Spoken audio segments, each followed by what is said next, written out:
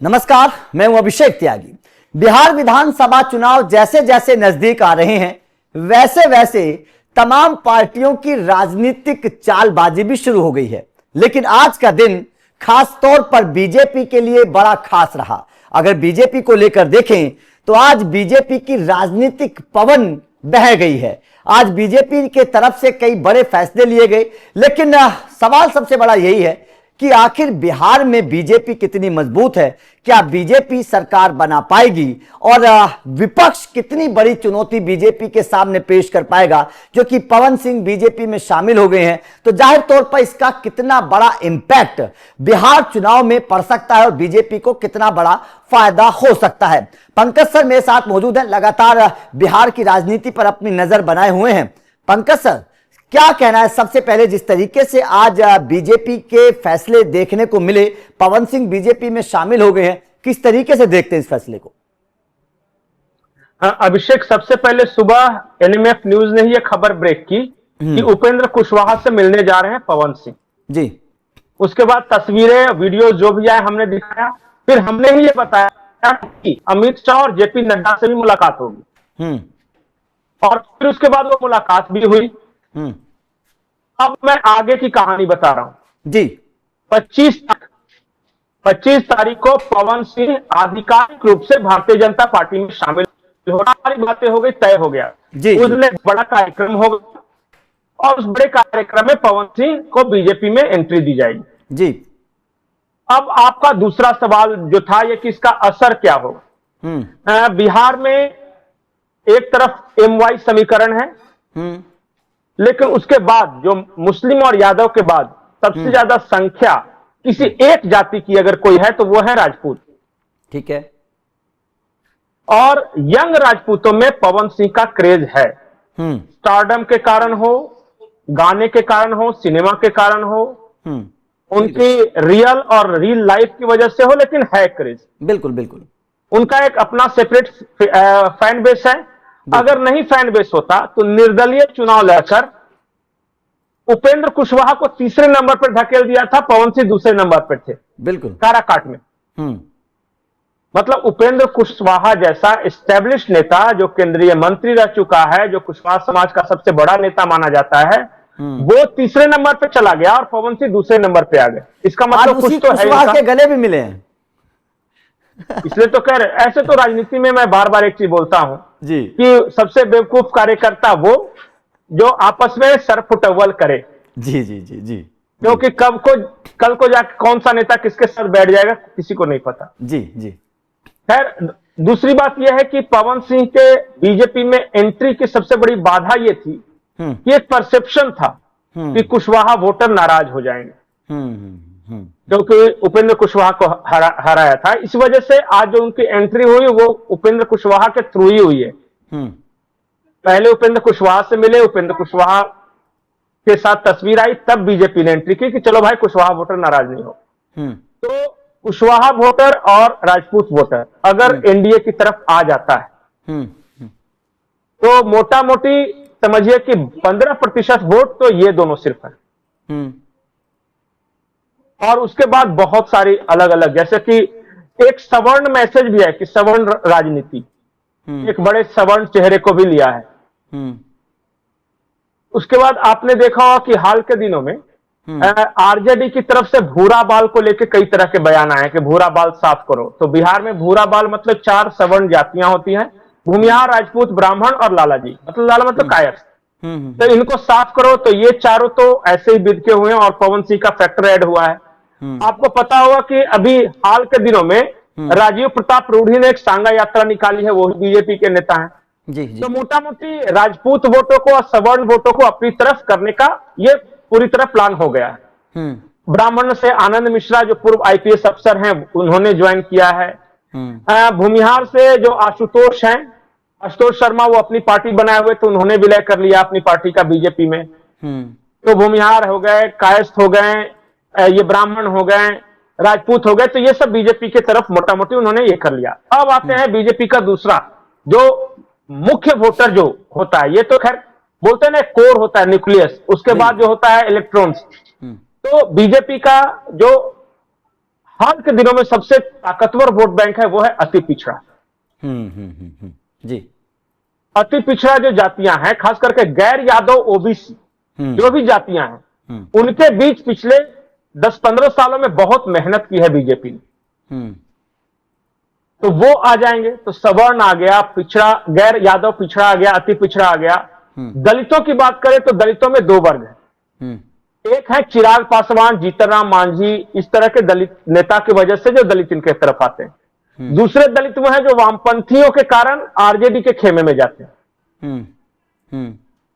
तो जो जाटव समाज जो बोलते हैं उत्तर प्रदेश का, या हमारे यहां जो चर्मकार बोलते हैं, कोई देशज भाषा में चमार बोलता है, वो वोटर किधर जाता है अगर उसको किसी तरह एनडीए अपनी तरफ ले आए, क्योंकि वही एक ऐसा वोटर है जो कि नहीं आ रहा है। अगर वो आ गया और फिर बाकी जो पासवान जो हैं, चिराग पासवान के चलते और ये जो मांझी के चलते वो तो आ गए, तो दलित, पिछड़ा, अति पिछड़ा और सवर्ण एक बुके बनाता है समाज का। यहां पे ये अपर हैंड हो जाते हैं। देखना यह है कि उधर से क्या हो रहा है। जैसे तेजस्वी का क्या हो रहा है, परिवार का जो मसला है वो सुलझा कि नहीं, तेज प्रताप यादव किस हद तक असर डालेंगे, कांग्रेस का क्या वहां पे रुख रहेगा, क्योंकि कांग्रेस तो 85 साल बाद बिहार में अधिवेशन भी करके देख लिया, राहुल गांधी का यात्रा भी निकाला, तो वो अलग दबाव बना रही है। सहनी कह रहे हैं कि 60 सीट दो, नहीं तो हम चले। तो बहुत तरह के इश्यूज हैं। तो बिहार में अभी फिलहाल यही स्थिति है। सर, अगर समीकरण को समझने की मैं कोशिश करूं आपसे, क्योंकि आपकी बारीकी नजर है, क्योंकि दोनों भाई बटे हुए हैं, लालू के दो लाल अलग अलग कर रहे हैं कमाल। अगर दोनों लालों को देखें तो दोनों अलग अलग हैं। क्या समीकरण के हिसाब से इसका कोई बेनिफिट बीजेपी को होगा?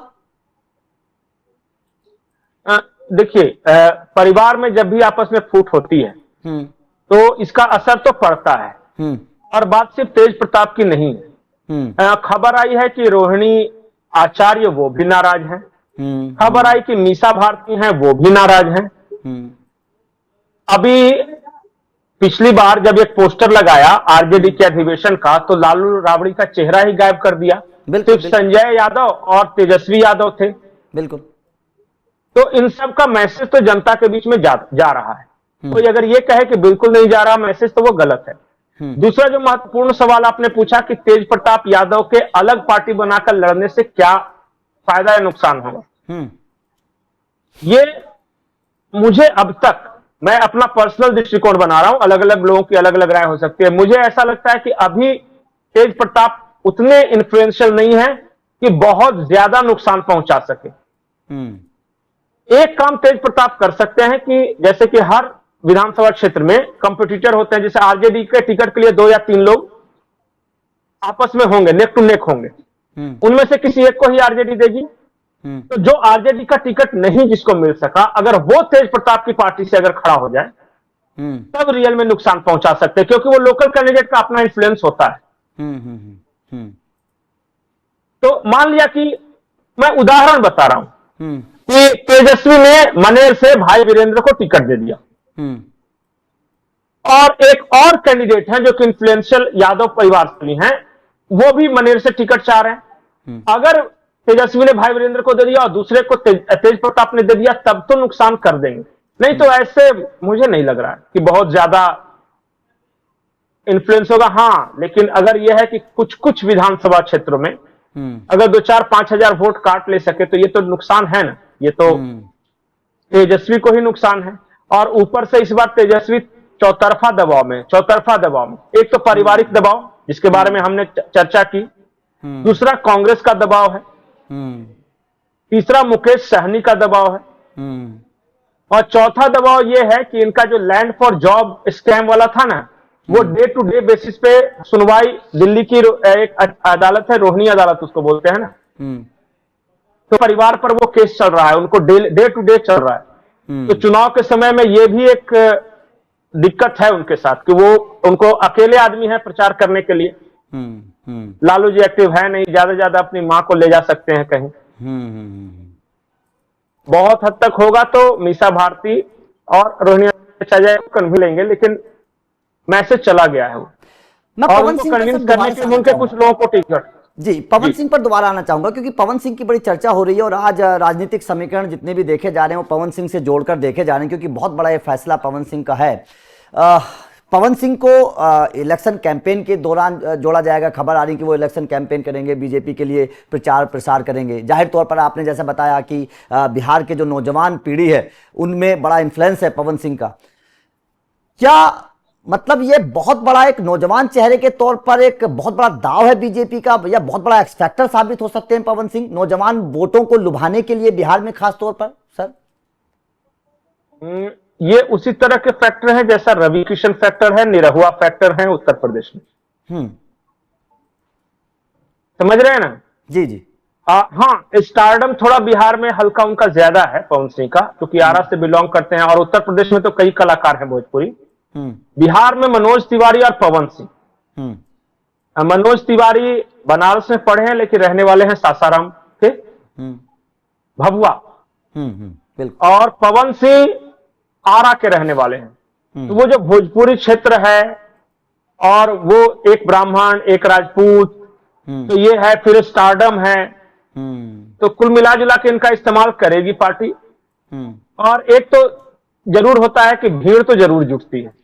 आज तक लोग टिकट लेकर पवन सिंह को देखने के लिए जाते थे, अब थोड़ा सा फ्री का और दो चार गाना वाना सुनने को मिल जाएगा तो भीड़ तो जुट जाएगी। और उस भीड़ को कैसे कैपिटलाइज कर पाती है, मुझे लगता है कि बीजेपी से बेहतर कोई नहीं जानता कि संगठनिक जो ढांचा भारतीय जनता पार्टी के पास मौजूद है वो दूसरी पार्टी के पास नहीं। इसको पता है कि बिल्कुल पन्ना प्रमुख से लेकर और अमित शाह जी तो लगातार बैठक कर ही रहे हैं बिहार को लेकर, कंटिन्यू बैठक कर रहे हैं। सोचिए किस हद तक सीरियस हैं। और आपको शायद पता नहीं होगा कि गुजरात में एक आर पाटिल, वो बहुत डिटेल में चुनाव लड़ाते हैं, उनको प्रभारी बनाया गया है, सह प्रभारी। धर्मेंद्र प्रधान को लगाया गया है, केशव प्रसाद मौर्य को लगाया, तीन तो प्रभारी। उसके अलावा विनोद तावड़े महाराष्ट्र से। मतलब भारतीय जनता पार्टी के पास जो सबसे बढ़िया एसेट्स थे 4-5 चुनाव लड़वाने वाले, वो आज बिहार में कैंप कर रहे हैं। बड़े डिटेल्स तरीके से एक एक सीट पे एक एक समीकरण पे ध्यान दिया जा रहा है, बैठकें हो रही है, ऑप्शंस तलाशे जा रहे हैं कि जिस सीट पे हमारा कोई मजबूत नहीं है तो क्या किसी दूसरी पार्टी से लाकर लड़वाया जा सकता है। मतलब कुल मिलाकर नंबर ऑफ सीट्स चाहिए, इस तरह के चल रही है वहां पे। नीतीश कुमार इस बार खुश हैं। मतलब मैं आपको जानकारी दे रहा हूं पर्सनल कि पिछली बार 2020 में नीतीश जो थे, नाराज नहीं कह सकते हैं लेकिन सशंकित थे बीजेपी को लेकर। इस बार नीतीश बाबू इसलिए खुश है कि मतलब सब कुछ ठीक ठाक चल रहा है। वो कह रहे हैं कि इस बार का चुनाव देखिएगा बहुत बढ़िया करेंगे, मतलब कि सब एकदम वेल प्लान हो रहा है। नीतीश कुमार के बारे में एक बार बता दूं, नीतीश कुमार को पिछली बार 20 से 25 सीटें चिराग पासवान ने हरवा दी थी, अलग लड़के। और उपेंद्र कुशवाहा ने अलग लड़के 2-4-5 सीटों पे नुकसान कर दिया था, तो बेचारे का 30 सीट तो ऐसे ही कम कर दिया इन दोनों ने। इस बार ये दोनों साथ हैं, चिराग पासवान, उपेंद्र कुशवाहा। और दूसरी सबसे बड़ी बात है कि नीतीश कुमार ने लोकल कैंडिडेट जो बाहुबली है ना, उनको अपनी पार्टी में जमा कर लिया है। जैसे अनंत सिंह मोकामा से, वो जेडीयू से लड़ेंगे। आनंद मोहन वो जेडीयू से लड़ेंगे। नवादा में एक राजबल्लभ यादव हैं, वो जेडीयू से लड़ेंगे। तो 5-7 सीट तो इन्होंने अपना जुगाड़ कर लिया है कि इतना तो बढ़ा ही लेना है। तो पिछली बार 45 थे, 4-5 अपने बढ़ाएंगे और दूसरा जो बढ़ेगा वो चिराग पासवान विरोध नहीं करेंगे, उपेंद्र कुशवाहा। तो कुल मिलाकर टारगेट नीतीश बाबू का है कि 60 के आसपास अगर हमारे पास रहेगा ना तब मजा आ जाएगा। चलिए देखते हैं कि क्या समीकरण बनता है, पवन किसकी बहेगी, जो लगातार चर्चा चल रही है, और पवन सिंह का कितना बड़ा फैक्टर बिहार में रहने वाला है। खैर, आपका बिहार चुनाव को लेकर क्या कहना है? क्या आपको लगता है कि पवन सिंह के आने के बाद बिहार में बीजेपी को फायदा होगा, और क्या बिहार में बीजेपी सरकार बनाने में कामयाब होगी? कमेंट करके अपनी राय जरूर दीजिएगा। वीडियो अच्छी लगी हो तो लाइक और शेयर जरूर करिए, चैनल को सब्सक्राइब करके बेल आइकन को प्रेस कर देना। Thank you very much.